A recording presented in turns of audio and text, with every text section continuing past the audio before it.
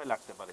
তারপরে আমার মনে হয় বলতে পারবো যে কোনটা অপেক্ষাকৃত ভালো হবে। তবে যে অপশনই থাক না কেন তার তো প্রোজ এন্ড কনস থাকবে। স্যার ভোটের সময় সম্ভাব্য সময়সীমা নিয়ে আজকে ভোটে কোনো আলোচনা হয়েছে না, এইসব নিয়ে কোনো কিছু আলোচনা হয়নি।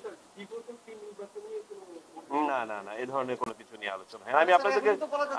আমি আপনাদেরকে সংক্ষেপে যেগুলো বলেছি সেগুলো নিয়ে আমাদের প্রস্তুতি, আমরা কি করি, ইলেকশন কমিশনের আপনার জনবল সক্ষমতা, ইলেকশন কমিশন ভবিষ্যতে আমাদের উন্নয়ন কার্যক্রমের মধ্যে যেগুলো আছে যেগুলোতে সত্যিকার অর্থে ওনাদের জন্য রেলেভেন্ট এবং ওনারা যেগুলোতে পার্টিসিপেট করতে পারে।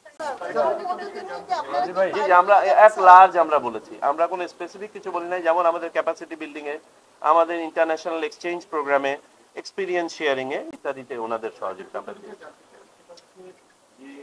ঠিক আছে, গত তিনটা নির্বাচনে আমরা দেখেছি যে একটা একত্রিত ভোটিং হয়েছে, তো সামনের নির্বাচনেও যেন এই ধরনের কোনো কিছুর পুনরাবৃত্তি না হয়, এই ধরনের কোনো না, এই ধরনের কোনো আলোচনা এখানে হয় না, হওয়ার স্কোপও নাই। কারণ আমরা সবাই জানি আমরা অতীতে আর হাঁটতে চাই না, আমরা সামনে এগোতে চাই এবং আমরা ভালো গণতান্ত্রিক দৃষ্টান্ত সৃষ্টি করতে চাই।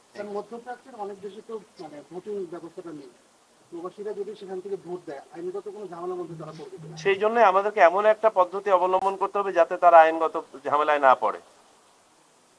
আমরা প্রক্সি ভোটটা, এটাও কিন্তু একটা কারণ প্রক্সি ভোটে যাওয়ার, যে উনি একটা টেলিফোন কলে তার একজন সহযোগী বলে দিতে পারেন, তাকে তার কোনোখানে সমাবেশ করে লাইন বেঁধে ভোট দিতে হচ্ছে না।